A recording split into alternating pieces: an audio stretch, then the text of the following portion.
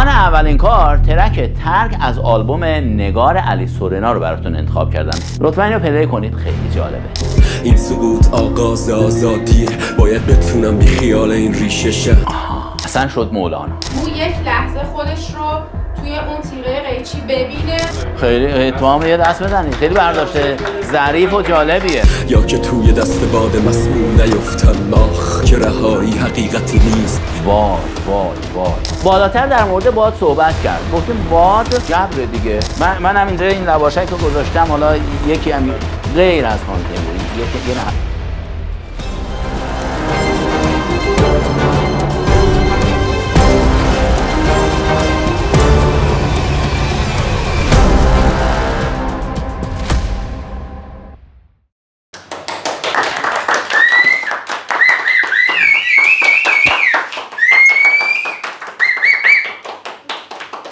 سلام بچه‌ها، حالتون خوبه؟ خوبه انشالله؟ خب بچه‌ها این هفته چی گوش دادید؟ چرسی استاد. چرسی؟ دیگه؟ چرسی یا چرسی؟ چرسی استاد درستش. بومی سازیش کردیم. بومی سازی شده چرسی. خب شما؟ من این هفته ریری گوش دادم استاد. فقط ریری. چی؟ ریری کیه؟ استاد ریری رو نمیشناسی؟ کیه؟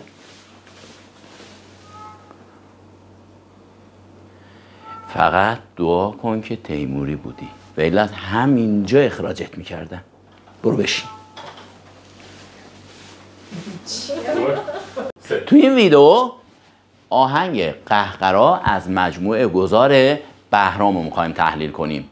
آهنگساز و مسترینگ از اشکان موسوی و از تشکل پیله. بچه‌ها من قبل از سابسکرایب و لایک و کامنت و اینها از شما میخوام که آرایه های این متن رو خوب یاد بگیرید. اگه یه موقع مثلا یاد نگرفتید حتما کامنت بذارید که از یه مسیر دیگه ای بهتون یاد بدیم. تو ویدیو قبلی ترک ترک علی سورنا رو براتون تحلیل کردیم. خیلی هم استقبال خوبی داشت، خیلی عالی بود، دست شما درد نکنه. اما یه تعداد از دوستان انتقاد کرده بودن که یه مقدار کوتاه‌تر باشه، ما هم کوتاه میگیریم. پس بچه‌ها بدون معطلی میریم سراغ تحلیلش. چکیده اشک خورشید روی کبیر آسمون.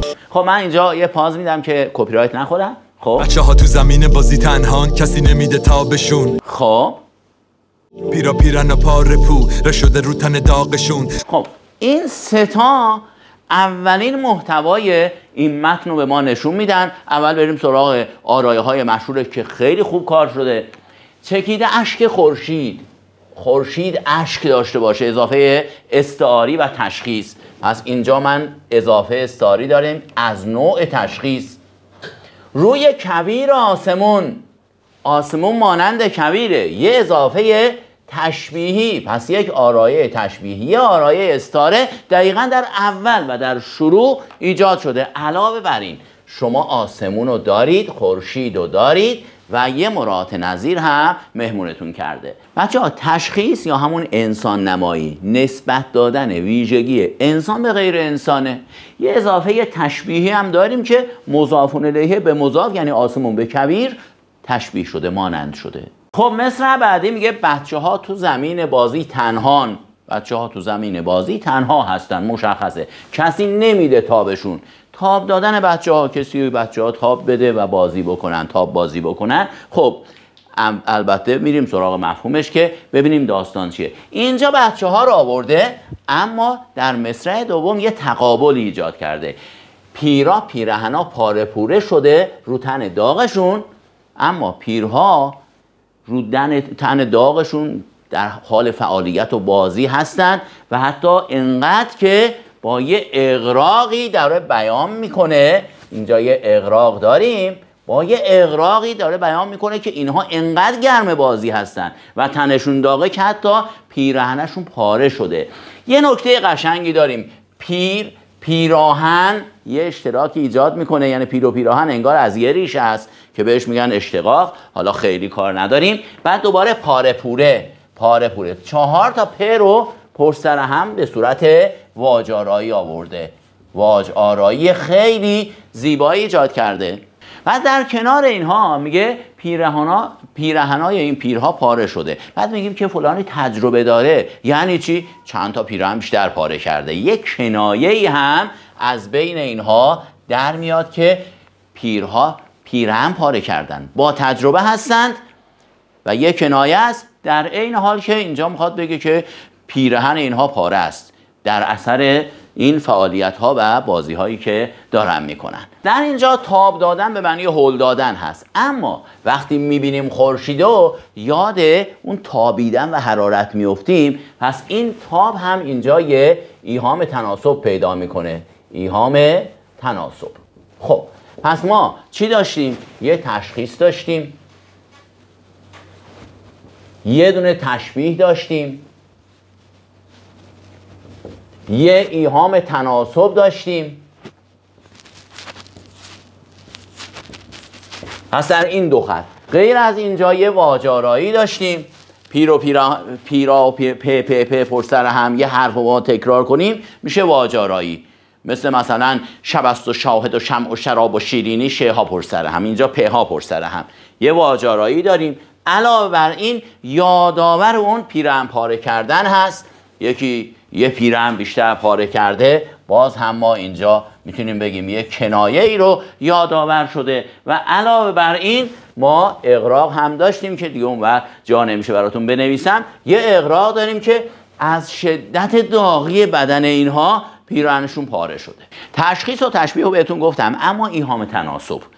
ببینید یه واژه‌ای که دوتا معنی داشته باشه، هر دو معنا در متن بشینه میشه ایهام. مثلا بی مهر رخت روز مرا نور نمانده است. بی مهر رخت، مهر عشق، مهر خورشید، هر دو معنا تو این بیت میتونه باشه. بدون چهره مانند خورشید تو روز من تاریکه، بدون عشق روی تو روز من تاریکه، هر دو میشه. اما ایهام تناسب، الان تاب اونجا به معنی هل دادن هست، تموم شد. اما وقتی که شما خورشید رو میبینی یاد اون تابیدن هم میفته که در متن مورد نظر نیست، به این میگیم ایهام تناسب. پس ایهام تناسب یک معناش به شعر مربوط میشه، اون یکی معنا به شعر اصلا مربوط نمیشه. بهرام از سال 90 با خورشید به عنوان یک نماد کار داره. در اون سال میگه خورشید خانم هرزه، اینجا خورشید اشک میریزه و در بعدی هم که ترک خون خورشید هست که اصلا قربانیش میکنن. در هر ستای اینها اولا با یک روایت طرفیم در یک نماد و این روایت آزادی هست در قالب نماد خورشید. اما دقت داشته باشید اینجا از پیر و بچه ها صحبت میکنه که آرایه تضادی هم بینشون ایجاد میکنه و دو طبقه رو در برابر هم قرار میده.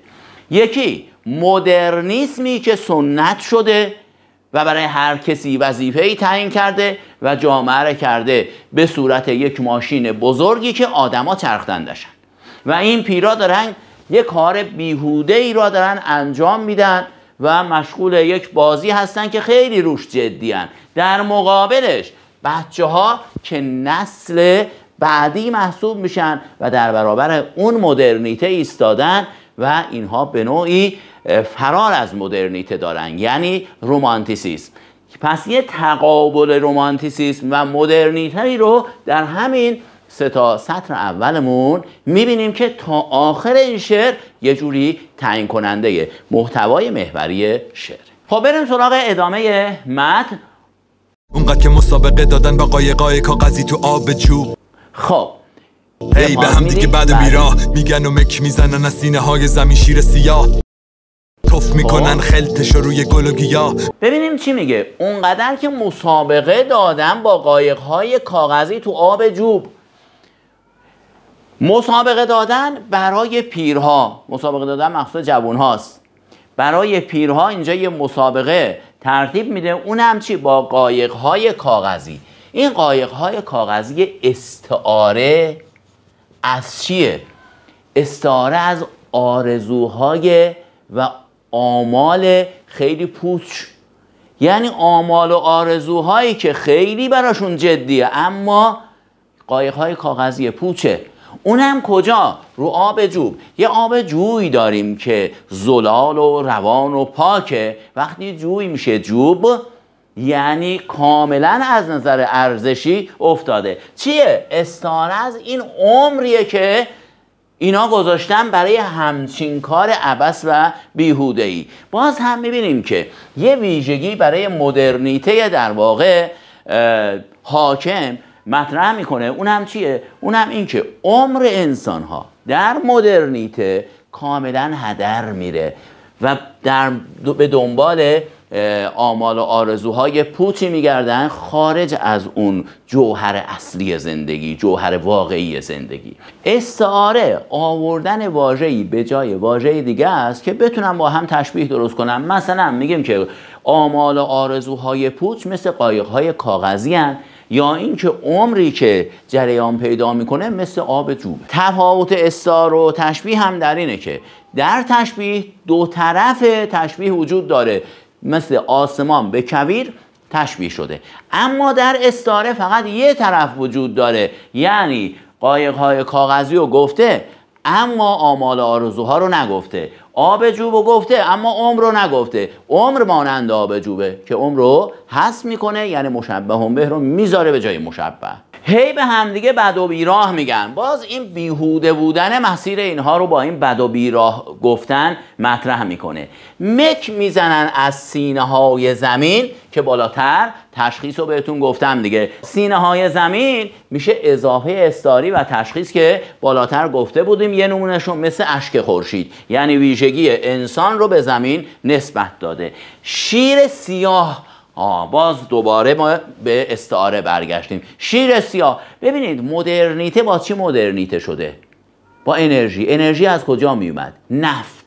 یعنی نفت رو استخراج کنی و برای خودت نمیدونم مشتقات نفت رو بسازی و اینها و گند بزنی به کل طبیعت و گند بزنی به کل محیط زیست. ببینیم با چه استعاره اینو بیان میکنه. شیر سیاه رو این نسل مدرنیته میمکند، توف میکنن خلطش رو روی گل و گیاه. گل و گیاه میشه در واقع مجاز از چی؟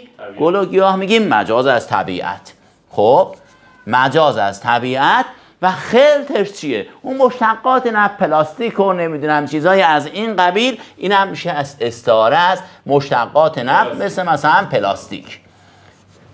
هر چیزی که از نفت در میاد و تو طبیعت دیگه میمونه و عمرن هم از بین نمیره. پس ببینید که رفته رفته رگه های فکری مدرنیته رومانتیسیسم خودش رو داره تو شعر نشون میده. مجاز باز مثل استعاره جایگزینی واژه‌ای به جای واژه دیگه است، اما این دفعه دیگه نمیتونه تشبیه بسازه. یعنی الان اینجا میگیم گل و گیاه، طبیعت مانند گل و گیاه نیست، بلکه طبیعت دارای گل و گیاهه. این میشه چی؟ مجاز. بچه‌ها میدونم که تشخیص دادن بین مثلا تشبیه و استعاره و مجاز و اینها سخته. همیشه هم بچه‌ها از من سوال میکنن.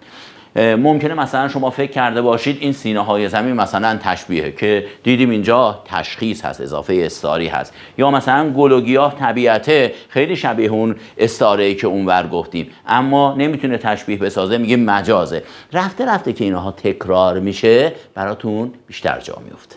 خب بریم سراغ ادامه شعر. بله منم اتفاقی بین اینام، نمیدونم که کی واسه چی مهمه، چی واسه یکیا.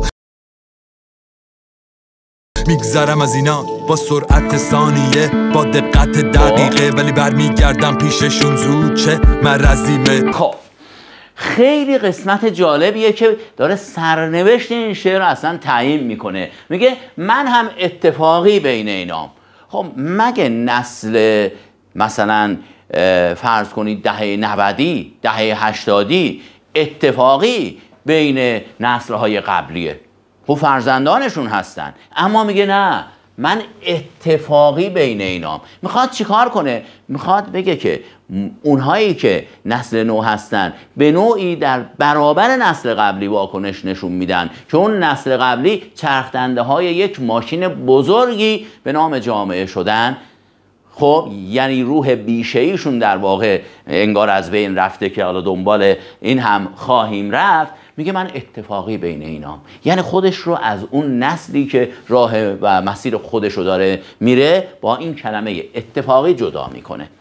نمیدونم کی واسه چی مهمه، چی واسه کیا. یک آرایه خیلی قشنگی به کار برده. اولا کی و چی و کی 2 تا آرایه داره، هم تکرار داریم هم جناس داریم. تکرار بین چی و چی، جناس بین در واقع چی و کی و چی در واقع. یعنی این جابجایی ها تکرار و جناس رو داره. علاوه بر این یه آرایه خیلی زیبایی داریم تحت عنوان طرد و عکس. طرد و عکس چیه؟ جابجا کردن. کی چی کی. خب مثلا ما بگیم که آره مثلا تقریبا حسن کسل حسن. خب مثال جالبی بود، فعل بداهه بود، خیلی قشنگ بود. این که مثلا میگیم آره هلیا خانم تشریف مثلا میگه مجسمه آزادی مجسمه جابجا میشه. یا مثلا این که دربر با بردر، مثلا دربر بردر. خب اینها میشه اصطلاحاً طرد و عکس، یعنی جابجا کردن، که از این طرد و عکس که در ادبیات ما خیلی هم سابقه داره قشنگ تونسته استفاده کنه. طرد و عکسی که از قدیم جزو آرایه‌های لفظی خیلی پرکاربرد ما بوده. خب میگذرم از اینا با سرعت ثانیه، اصلا هیچی مرید این قسمتشم.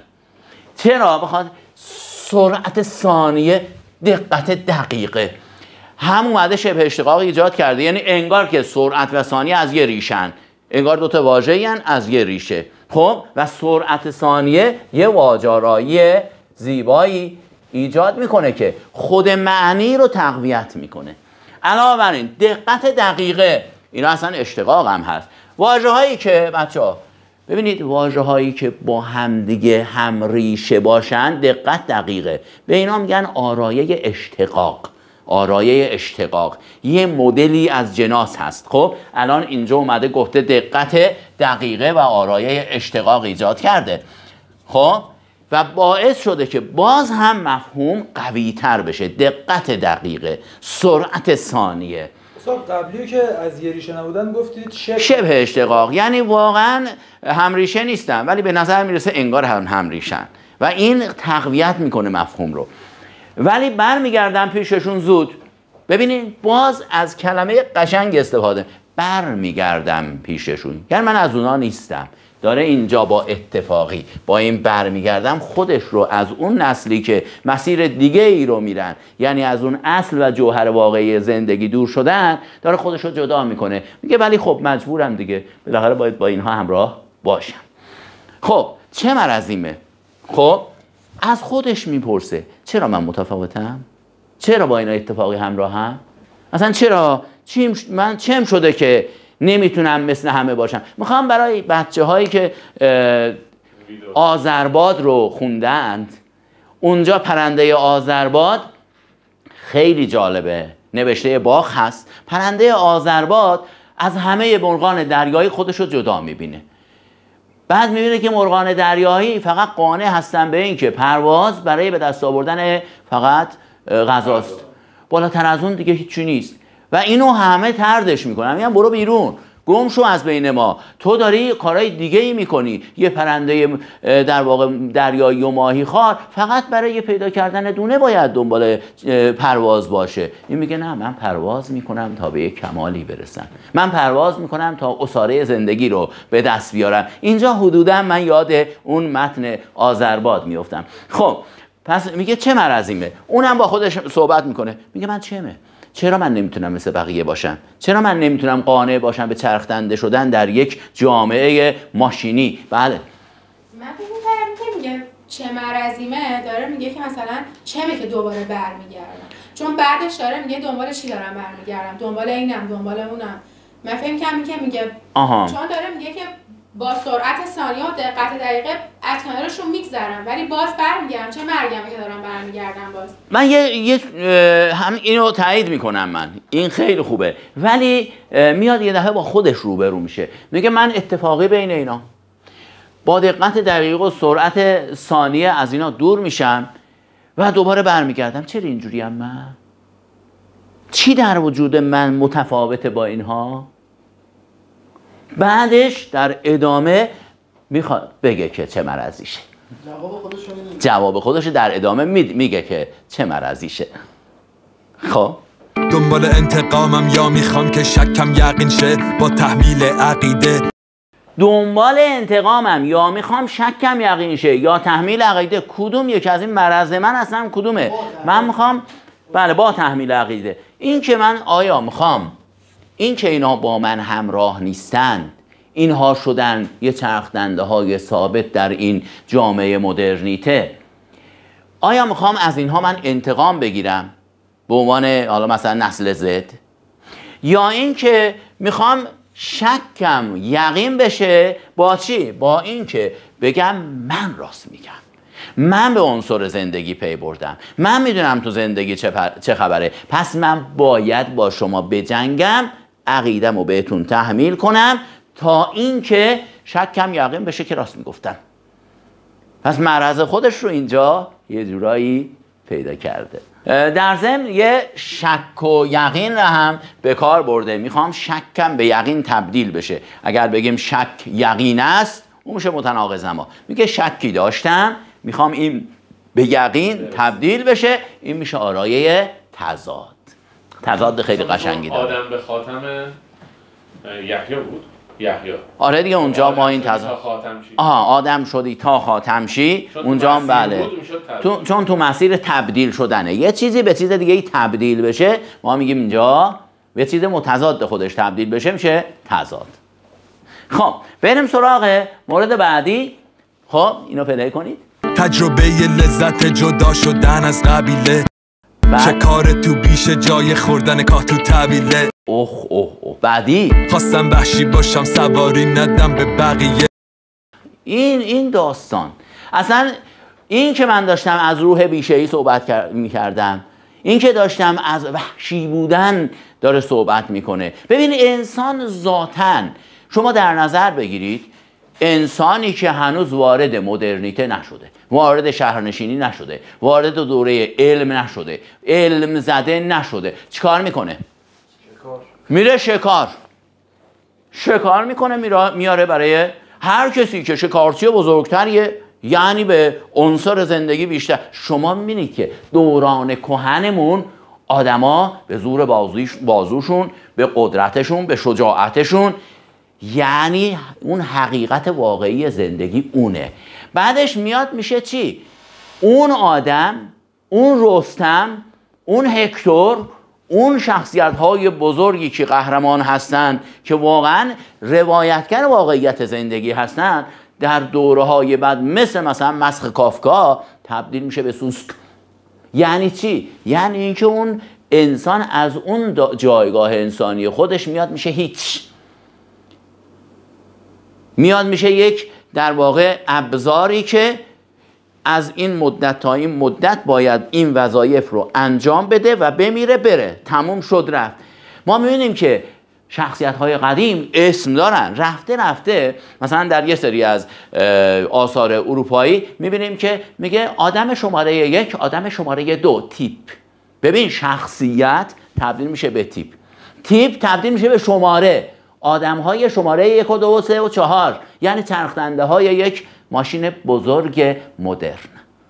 خب یعنی دنبال عنصر زندگی میگرده. جدا شدن از قبیله، این جدا شدن باز همین قبیله چیه؟ استعاره از جامعه.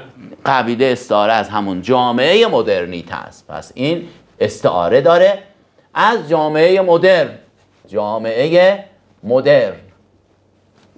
خب و جدا شدن اصلا عنصر رومانتیسیسم، یعنی فرار از شهر، فرار از علم زدگی، فرار از چرخدنده شدن، فرار از وظیفه گرایی، فرار از نمیدونم این که هر چیزی که محدودیت ایجاد میکنه، هر چیزی که داره محدودیت ایجاد میکنه، از اینها فرار کردن، از شهرها دور شدن و اینها.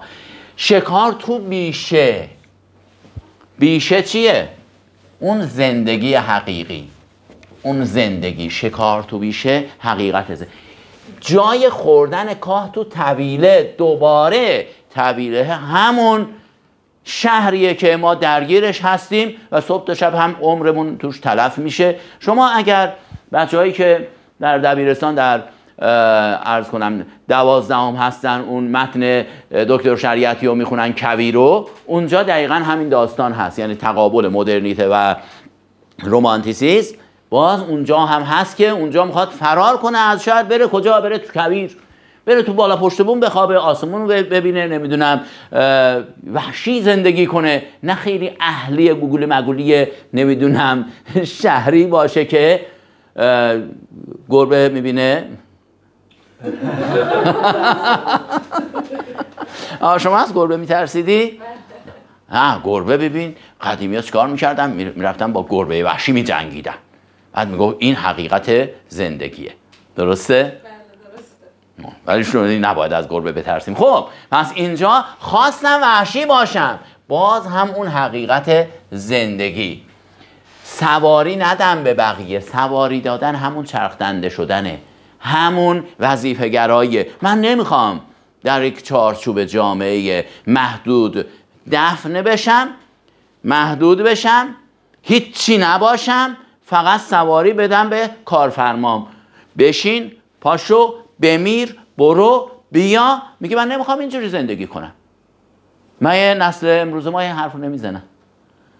نسل امروز ما خیلی قشنگ رک و پوسکنده، من نمیخوام این مدل زندگی. شما به چارچوب هایی اگر پایبند هستید، من میخوام این چارچوبه برم بیرون. اینه داستان. خب ادامه رو بریم. زندگیم فراتر بره از مرثیه و لطیفه، بعد از انجام وظیفه، دیگه آخرای پاییزه و مرغ ما بی جوجه. خب ببینیم، میگه زندگیم فراتر بره، باز کمالگراییه دیگه، کمالگراییه. یعنی من نمیخوام در چارچوب یه زندگی مدرنیته همه چی تعریف شده کاملا محدود زندگی کنم. زندگی میخوام فراتر بره از مرثیه و لطیفه. سرگرمی های مجازن اینها، مجاز از به اصطلاح روزمرگی. بگیم مثلا روزمرگی، تضاد نداره؟ الان میریم سراغ تضاده. مجاز میشه از روزمرگی. خب آره پس روزمرگی بگیم که همه بدونن که داستان چیه. خب و همچنین مرثیه و لطیفه با هم دیگه یکیش گریه آوره، یکی خنده آوره و تضاد هستن و خیلی جالبه. میگه من نمیخوام اینکه امروز ختم رفتیم تو ختم تسلیت گفتیم اومدیم، فردا عروسی رفتیم تبریک گفتیم اومدیم، زندگی کلا خلاصه شده تو این. من میخوام از این فراتر باشم، من میخوام برم بالاتر از این. نمیخوام همش در حال ببخشید وظیفه بود فقط خدمت برسیم. حالا تو عروسی هم میگیم وظیفه بود خدمت برسیم، در عزایم وظیفه بود خدمت برسیم، در کارهام هم وظیفه بود خدمت برسیم. یعنی همه چی وظیفه است. زندگی کجا قرار میگیره؟ میگه من نمیخوام محدود بشم به انجام وظیفه. بفرمایید. این انجام وظیفه استاد یه کنایه‌ای به هیچکس هم هست. بله کنایه کوتاه انجام وظیفه هیچ. بله انجام وظیفه از هیچکس هم باز اینجا یه اشاره‌ای کرده. یعنی در واقع ما میتونیم بگیم که یه ایهام تبادری هست. ایهام تبادر با ایهام‌های دیگه با ایهام تناسب تفاوتش اینه. مثلا وقتی من بگم چشم یاد بادون بیفتی، اینو بهش میگن چی؟ ایهام تبادر. یعنی من میگم چشم یا میگم بادون، شما یاد چشم بیفتی. عرض کنم نه اینکه جمله ای رو، حالا مثلا اسمی رو داره میاره، نمیتونیم بگیم تضمین، چون اینو نمیخواد برای تقویت متن به کار ببره، داره در راستای متن حرکت میکنه. داره به شعر یکی دیگه. اینکه عیناً جمله ای از او رو بیاره اینجا قرار بده، بله. اگه اشاره کنی اشاره کرده. ولی این که مثلا یه همچین اشاره‌ای که در مسیر خود سخن قرار گرفته، بلکه شاهد مثال برای تقویت مطلب نباشه، اون تضمین نیست. ولی میگیم که ایهام تبادری هست. یعنی کسی اگر اونو بدونه تا اینو میخونه یادش میفته. ایهام تبادر به یاد افتادنه. آها یادم افتاد یه چیزی اینجوری هم قبلا بودا، یه همچین چیزی. خب دیگه آخرای پاییزه و مرغ ما بی جوجه. و خیلی جالبه اینها رو آورده با اینکه قافیه بر اساس اون موازین قافیه رعایت نمیشه در رپ، اما آهنگ پایانی ها به عنوان قافیه ویژه رپ رعایت میشه. ببینید جوجه، وظیفه، لطیفه، این که اصلا واقعا قافیه است، بقیه طویله از نظر و قبیله.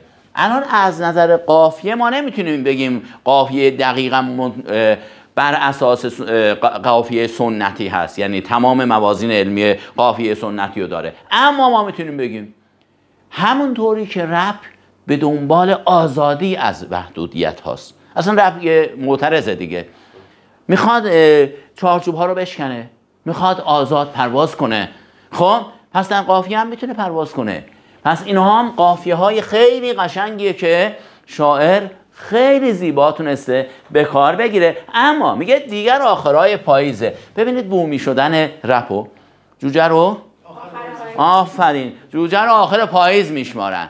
یعنی چی؟ جوجه رو آخر پاییز میشمارن، هرچی جوجه میمرد آخر پاییز اونی که میموند دیگه موندنی بود. یعنی یک نتیجه گرفتن. اما میگه دیگه آخرای پاییزه، به نوعی عمرمون تلف شده، آخرش هم بی نتیجه موندیم. کلش میشه کنایه از بی نتیجه بودن. یعنی میخواد بگه که اگر در جامعه محدود مدرنیته باشی، شهرنشینی اینجوری، آخر پاییز شما هیچ جوجه ای نخواهی داشت. خب حالا میخوام یه سوالی از خانم تیموری بپرسم. خانم تیموری، قافیه در شعر رپ بهش چی میگن؟ رایم. حالا این چینش قافیه رو بهش چی میگن؟ رایم اسکیم. آره، پس ما میتونیم بگیم که قاعده و قانونی ما در رپ داریم، یعنی برای خودش یه قواعدی داره، مثل قافیه که در شعر سنتی داریم. ما نمیتونیم همیشه محدود بمونیم به گذشته ها و به سنت ها. اینجا میبینیم که یه نوآوری هست که توضیح دادم، تفاوت هایی با اون قافیه های سنتی داره، اما چینشش رو بهش میگیم رایم اسکیم. خب بریم سراغ بعدی. خیلی اتو کشیده، خیلی ظاهر قشنگ. الان دنیا رو ما میبینیم دیگه. به سمت قرار. خیلی عالی. آره. بارکالله. همه میخوان گوش پیدا کنن، نصیحت بگن. آفرین. با اون به اصطلاح آغاز خیلی ارتباط قشنگی داره. ماشاءالله، خیلی خوبه.